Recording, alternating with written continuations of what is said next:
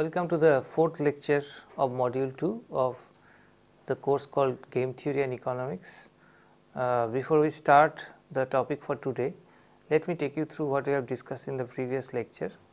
What we have discussed in lecture 3, that we have given the specific definition of Nash equilibrium, which is a solution concept in game theory often used, and we have given some examples in which Nash equilibrium can be found.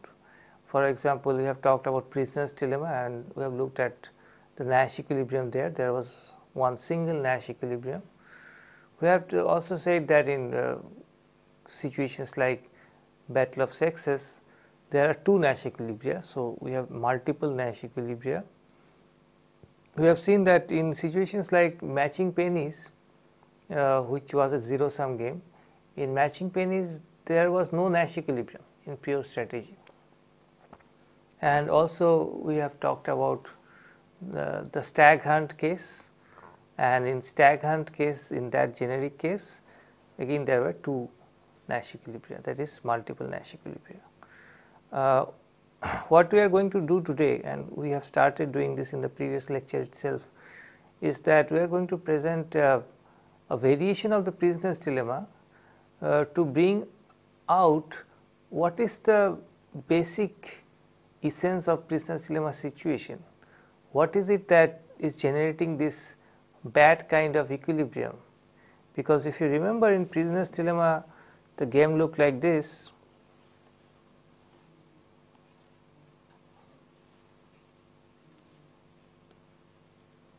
Here is player 1, suppose C, confess, NC not confess.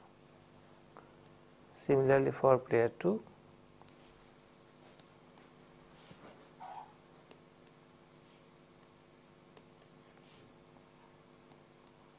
So, this was the game theory, the prisoner's dilemma game that we were discussing in the previous class, and we saw that there was a unique equilibrium, which is this one CC, which is a bad situation compared to this NC and C, because if both of the players had played NC, then they could have get 2 each, whereas in equilibrium they are playing one C and C, and from which they are getting 1 and 1. Why 2 and 2 are not payoffs which they could get in Nash equilibrium? Because if one knows that player 2 is going to play NC, in that case if one plays NC he gets 2, but if he shifts to C he gets 3, which is better, so he will shift. And similarly for 2 also, if 2 knows that if 1 is going to play NC, 2 is not going to play NC, he will play C. So ultimately both of them will play C and 1-1 will be obtained. The exercise that we are going to do today is trying to address this point, that in prisoner's dilemma the players are concerned only about their own payoff, and that is why maybe they are trying to free ride and we are getting an equilibrium which is at CC, but which is not a good thing. I mean, they could have done, both of them could have done better if they had played not confess. And the exercise is the following. It is this: each of two players has two possible actions, not confess and confess. Each action pair results in the players receiving amounts of money equal to the numbers corresponding to that action pair in prisoner's dilemma game. The players are not selfish, rather the preferences of each player I are represented by the payoff function MIA plus alpha multiplied by MJA, where MIA is the amount of money received by the player when the action profile is A, J is the other player, and alpha is a given non-negative number. Player 1's payoff to the action pair not confess, for example, is 2 plus 2 alpha. So, first question that is being asked is that formulate a strategic game that models this situation in the case of alpha is equal to 1. Is this game the prisoner's dilemma?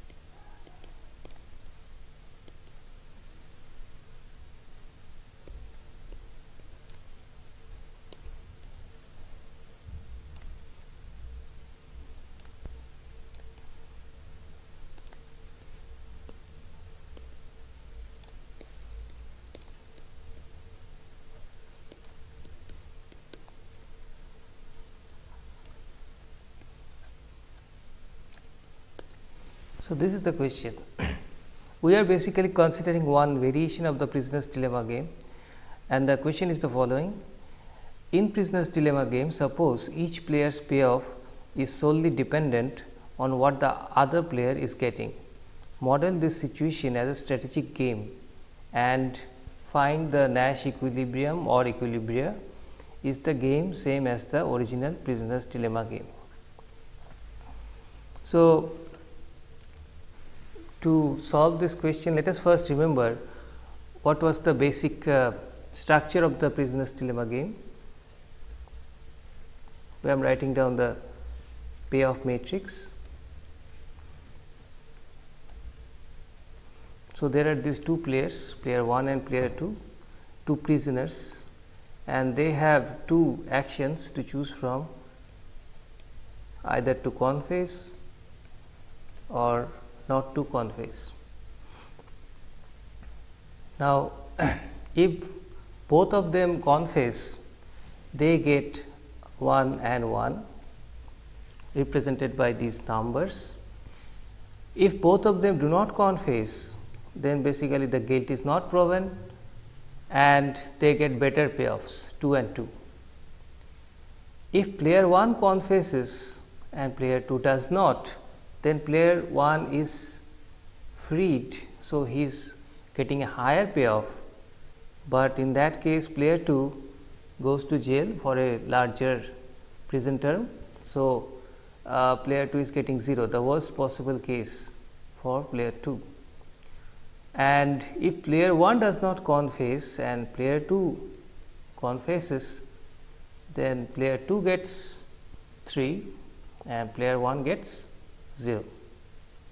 So, this was the original structure of the prisoner's dilemma game. What we are interested in this variation is a following situation where player 1's payoff is solely dependent on what the player 2 is getting and vice versa. So, player 2's payoff is not dependent on what he is getting, but what player 1 is getting. So, in the variation, what we shall have is that following: we shall have U1, which is payoff to player 1 if he does not confess, but player 2 confesses, then we know that in the original game player 2 is getting 3 here, and that is the same thing that player 1 will get in the new game, which is 3.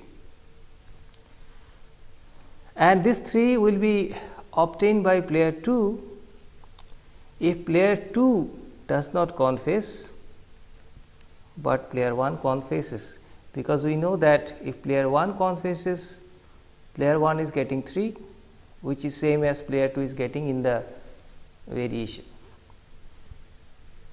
So, this is one. Then we have just the opposite case.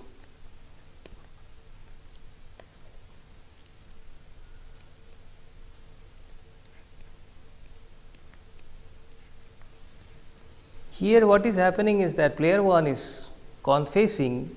So, in the original game he should have got 3, but since player 2 is getting 0 in the original game in this particular action profile, that is what player 1 gets in the variation game.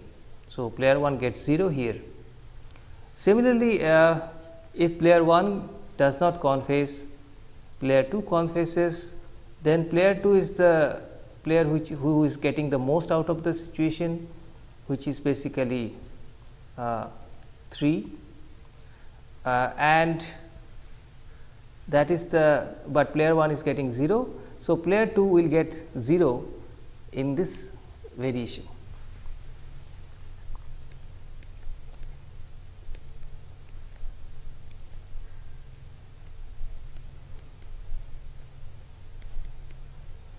These are the symmetric cases that when CC is played, that both the players are confessing, then each player gets the same payoff, which is 1 in the original game, and which remains the same in the variation also. And similarly,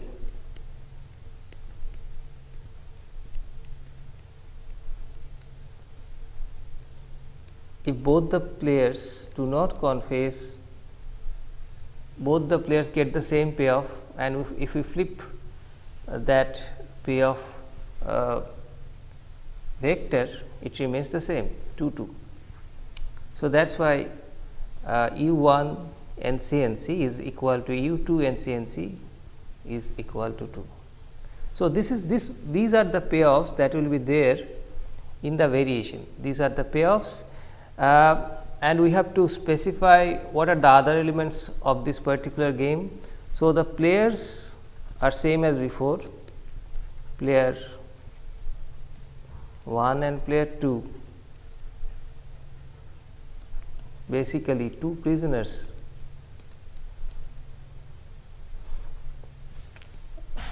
And actions we have to specify same as before. So, confess C or not confess NC. So, this is the basic setting of the variation. So, let us now try to draw the payoff matrix of this variation. Now, what we have to remember by looking at this structure is that when the players are taking the same action, that is CC or NCNC, their payoffs in the variation will be same as their payoffs in the original game. So, we shall have 1 1 as the CC action profile payoffs and 2 2 as the payoffs of the NC action profile. What will happen is that if one player plays C and the other player plays NC, then the payoffs will just flip compared to the original game, because my payoff depends on your payoff in the original game. So, my original payoff in the original game does not matter, it is the payoff of what you are getting in the original game that matters. So, how will this look like?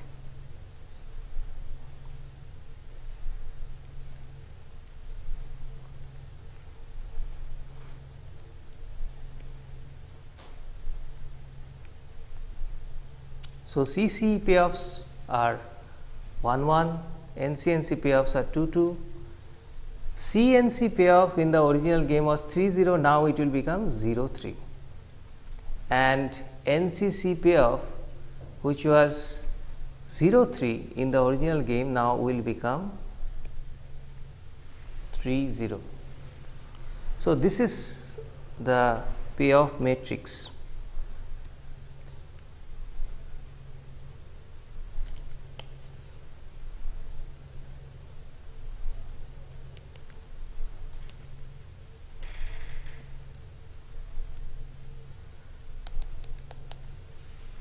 All right.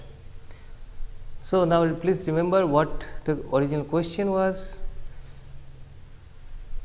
Model the situation as a strategic game and find the Nash equilibrium or equilibria.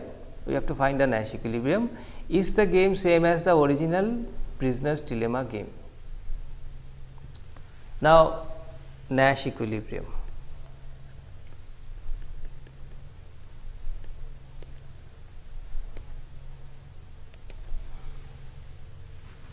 So, basically we are considering Nash equilibrium in PO strategy. There are 4 action profiles that we have to consider, and considering those action profiles we have to see whether deviation by any player can give that player a better payoff. If it can give the player a better payoff, then that action profile is not Nash equilibrium. Okay. So, let us consider all these action profiles one by one. CC. Now, from CC action profile we can see that both the players have actions which are better than what they are playing in this CC profile. So, if player 1 deviates and chooses NC, she gets 3, whereas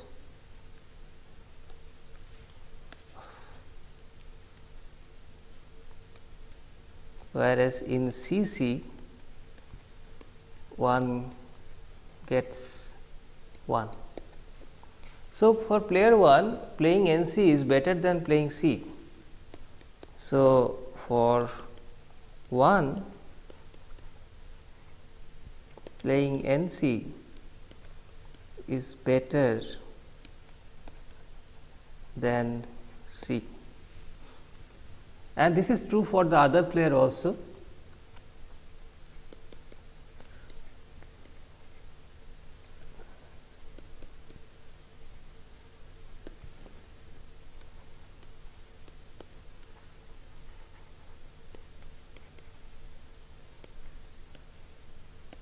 For player 2 also we can see that if player 2 plays NC, she is getting 3, whereas in CC she is getting 1. So, deviation is profitable for player 1 also, deviation is profitable. So, CC is not Nash equilibrium. So, that is what this exercise of CC is telling us. Let us consider another one, CNC.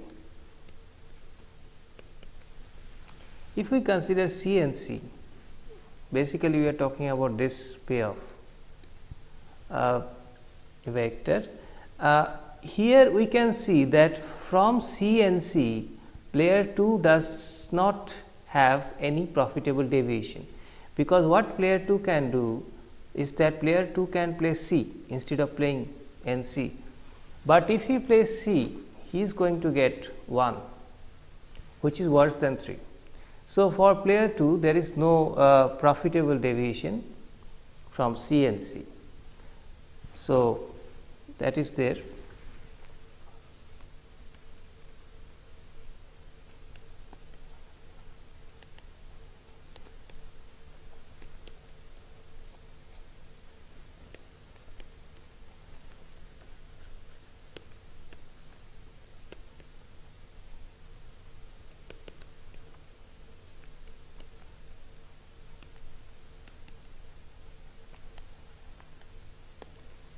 So, player 2 will not deviate, but for player 1 there is profitable deviation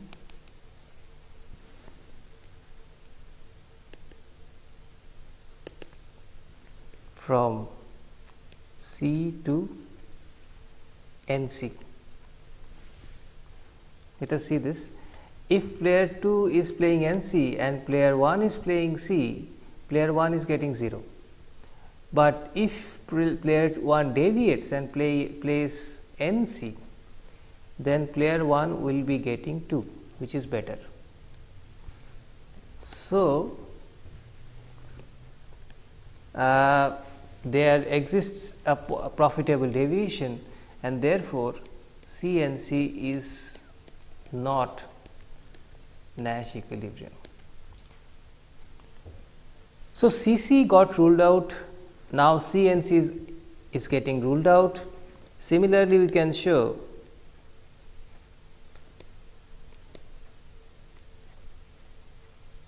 that NCC is not Nash equilibrium. NCC is this one.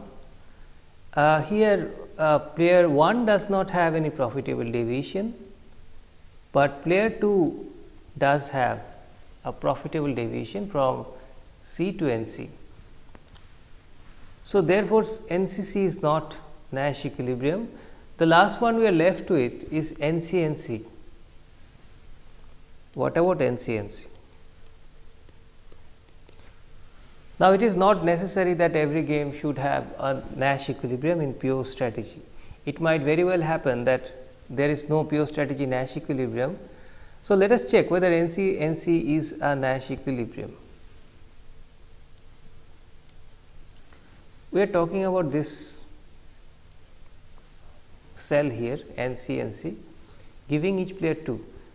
Now, if player 1 deviates and plays C, then player 1 will be getting 0. If player 2 deviates to C, then also player 2 will be getting 0 instead of 2. So, deviation from NC by each player reduces that player's payoff, and therefore, this NC that we are considering here is a Nash equilibrium.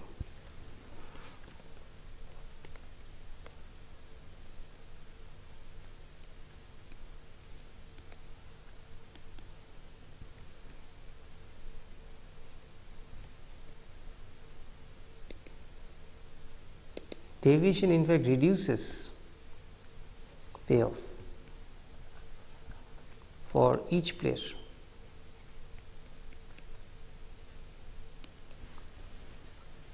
So, that is the answer of the question. The last part of the question was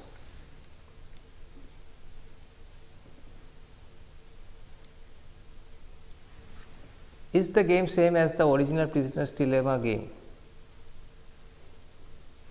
No, this is a very easy question to answer.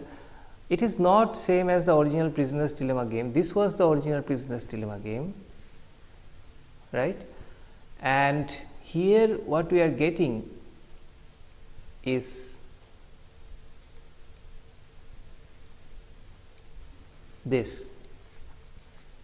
And what we are getting in this changed game is that the payoffs in NCC and CNC in these two cases have changed, and because of the change in the payoff in these two cells, that is CNC and NCC, the game does not remain the same, obviously, because the payoffs have changed.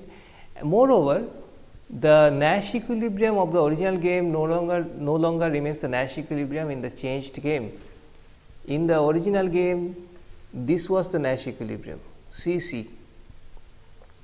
This was not the Nash equilibrium, right? And we have seen that this is a kind of Nash equilibrium which is suboptimal. For both of the players, they are getting less than what they could have got if they had both of them had moved to NC. But here in the variation, this CC, the suboptimal outcome, is no longer the Nash equilibrium. What we are getting is that NC is the Nash equilibrium. So, in the changed game, the payoffs have changed,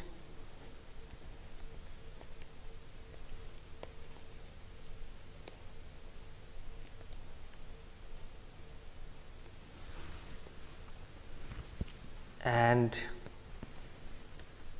Nash equilibrium has also changed. Therefore, so the game obviously has not remained the same.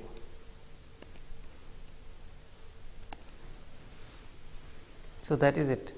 The game has not remained the same. The Prisoner's Dilemma game that was there in the original case, that has changed in this changed circumstances, where each player's payoff is dependent on solely on what the other player is getting.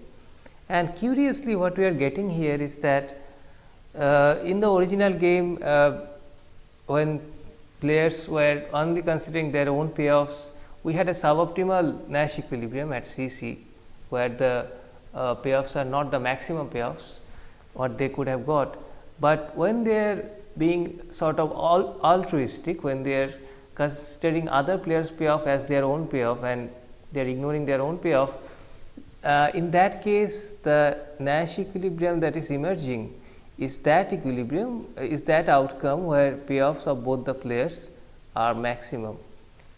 So, that is it. This is an exercise where we are trying to answer this question: is altruism always good?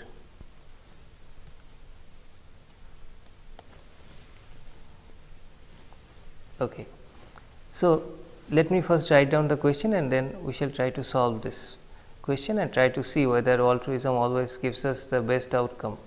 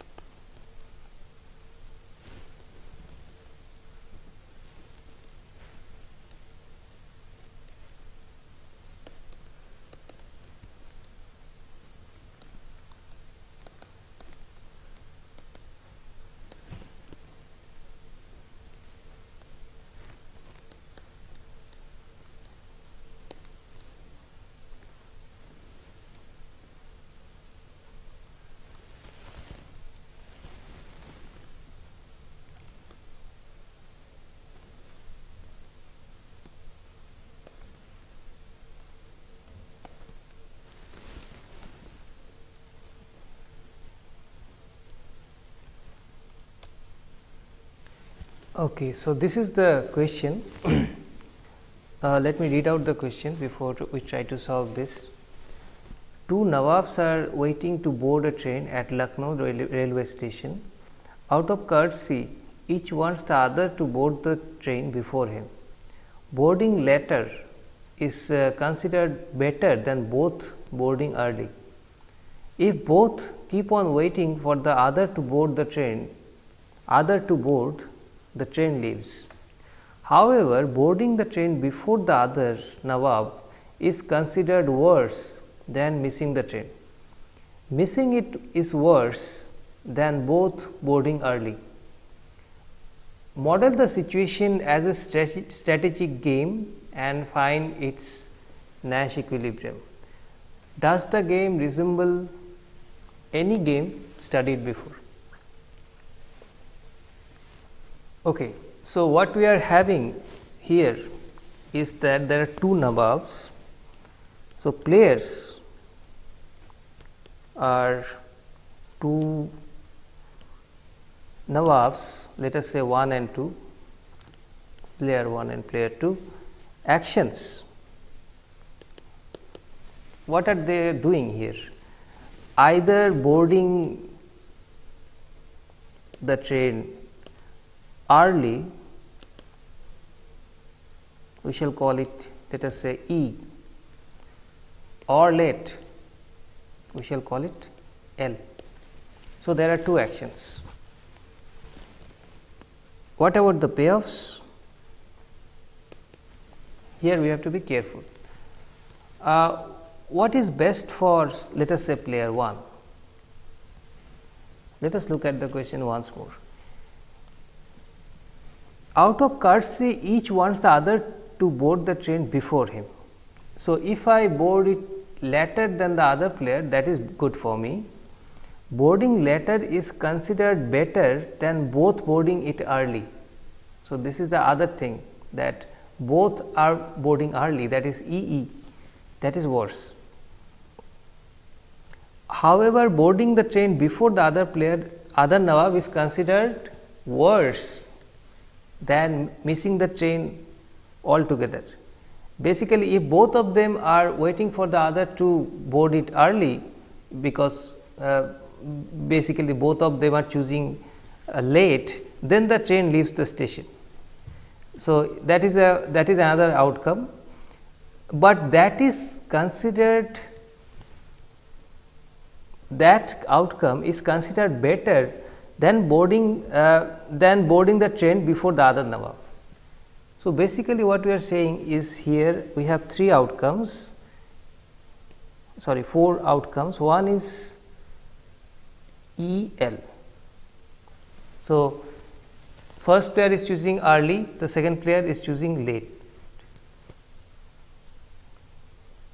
Another could be both of them are choosing early.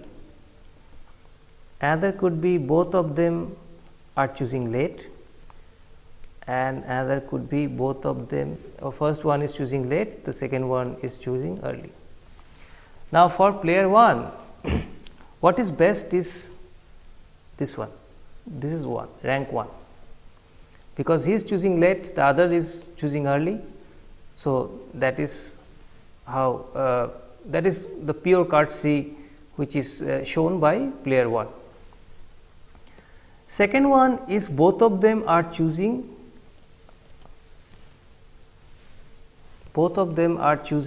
early. So, this is 2. Okay.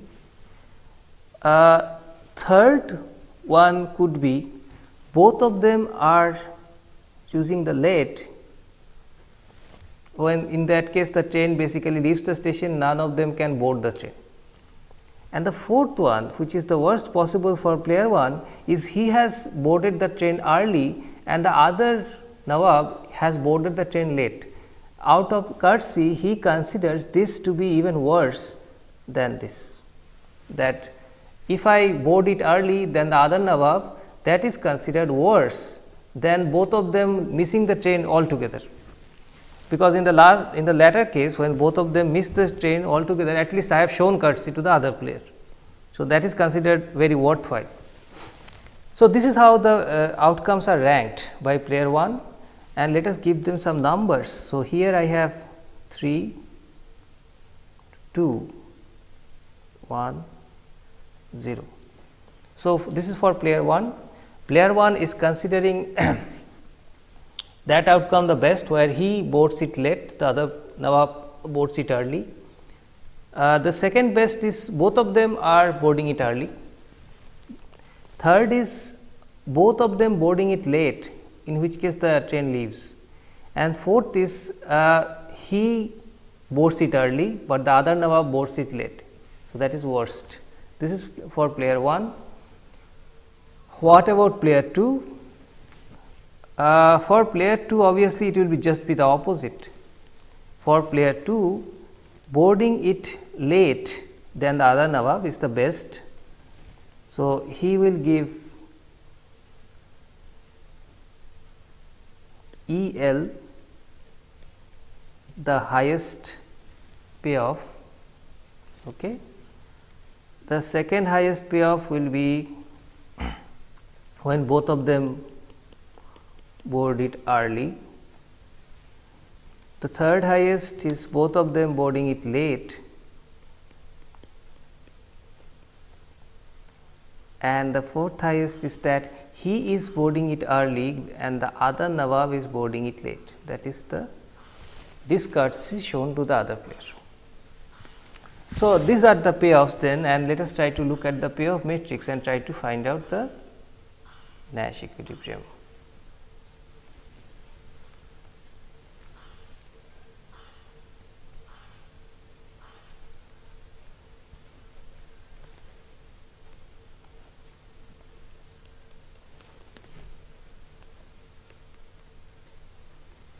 So, this is the payoff matrix. For player 1, the best is I am late, the other player is early, and the worst is I am early, the other player is late. Second best is both of us are early, and the third best is both of us are late. Okay. And the opposite for the other Nawab. So, this is the payoff matrix in this game.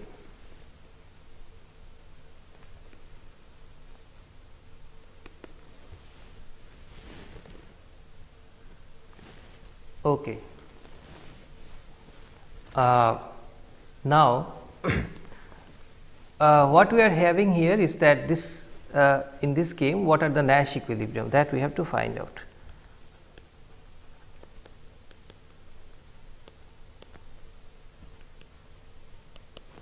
So, we follow the usual method of finding the Nash equilibrium. We start with any arbitrary action profile, let us say EE.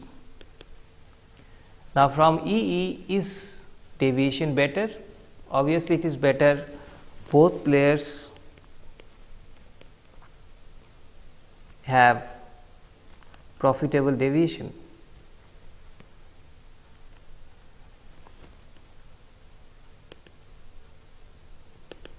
This is easy to see because if player 1 deviates to L, he is getting 3. If player 2 deviates to L, he is also getting 3 instead of 2. So, deviation by each player is beneficial. So, therefore, EE is not Nash equilibrium. What about, let us say, EL? So, we are looking at this action profile EL. Here player 1 has a profitable deviation. 1 has profitable deviation. Okay. Essentially what is happening is player 1 is choosing early, player 2 is choosing late. So, player 1 is being discourteous here, and that is why he is getting 0. In this case, what he will do is that rather than boarding the train early, he will also wait for the other player to board, and so he will get 1, but obviously In this case, both of them will miss the train. So, that is, so EL is not a Nash equilibrium, not Nash equilibrium. Similarly, we can show LE is not Nash equilibrium,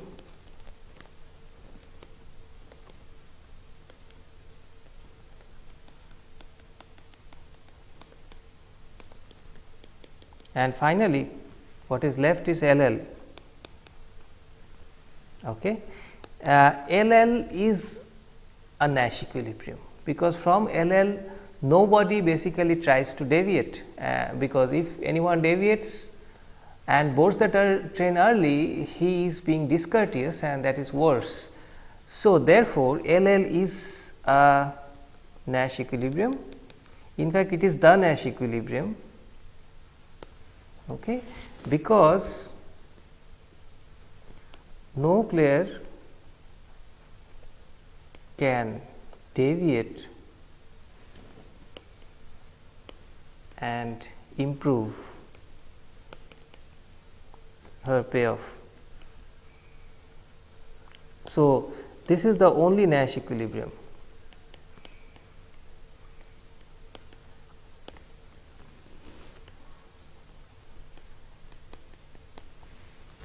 There is a third part to the question: does the game resemble any game studied before?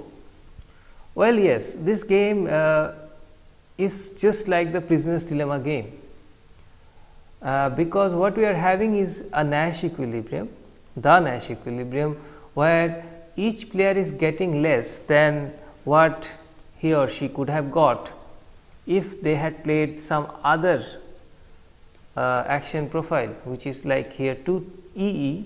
In this case, each player would have got 2-2, but that is not a Nash equilibrium. E is not a Nash equilibrium, we have seen that. So they are basically left with a Nash equilibrium which is worse for both of them. So that is it. So let me conclude here. Thank you.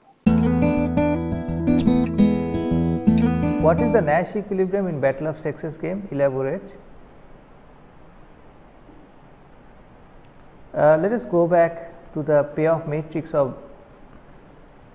Battle of Sexes game.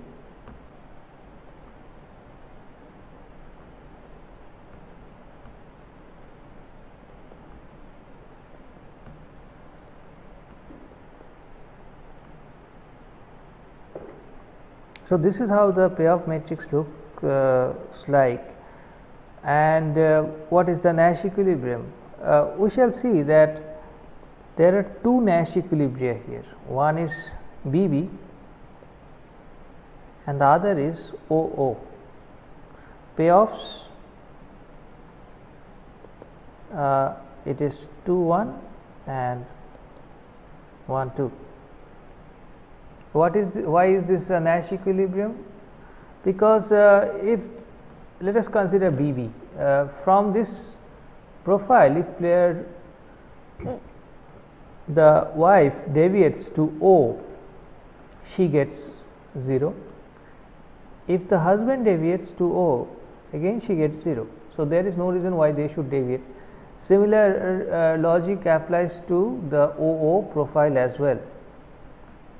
So both of these are Nash equilibria, and we can similarly show that neither BO nor OB are Nash equilibria, because from them we can have what is known as profitable deviation.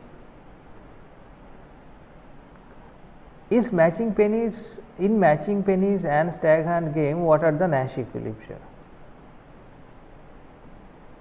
In matching pennies game,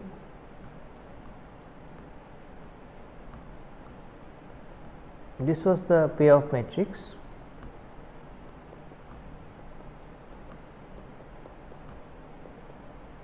And we can see that there is no Nash equilibrium in the matching pennies game. For example, let us start with this HH. From here, player 1 will have profitable, not player 1, player 2 will have a profitable deviation, because player 2 is getting -1 in HH profile, whereas if she plays T, she gets 1, which is greater than -1. But is HT a Nash equilibrium? No, because player 1 then will have a profitable deviation here, because he will get 1 here, whereas he is getting -1 here. From here again, player 2 will have a profitable deviation, and from here player 1 again will have a profitable deviation. So, basically there is no Nash equilibrium. What about stag hunt? In stag hunt, there are 2 hunters.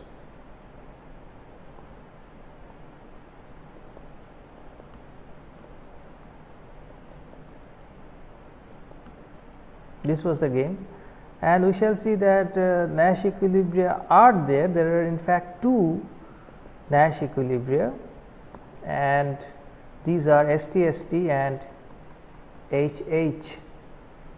From ST-ST there is no profitable deviation, neither is profitable, and similarly from HH also there is no profitable deviation, because if someone deviates, for example, if player 1 deviates, she is indifferent between playing ST or H. In either case, she is getting 1. Similarly, for player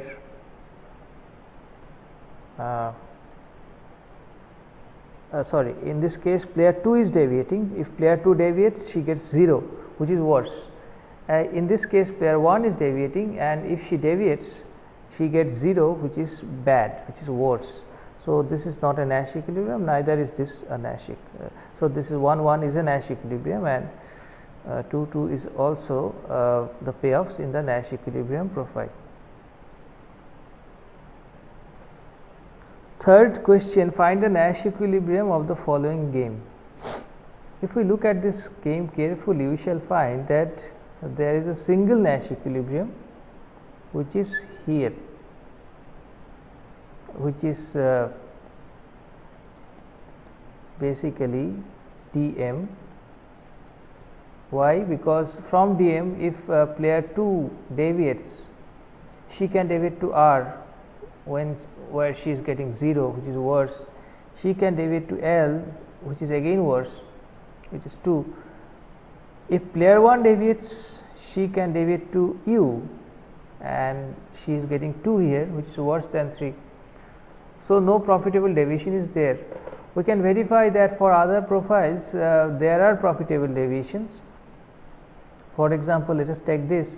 From here player 2 can deviate profitably. From here, let us take this profile UL. From here obviously player 1 will deviate. So, the only Nash equilibrium is dm, where the payoff is 3, 4. So, that is the end of the exercise. Thank you.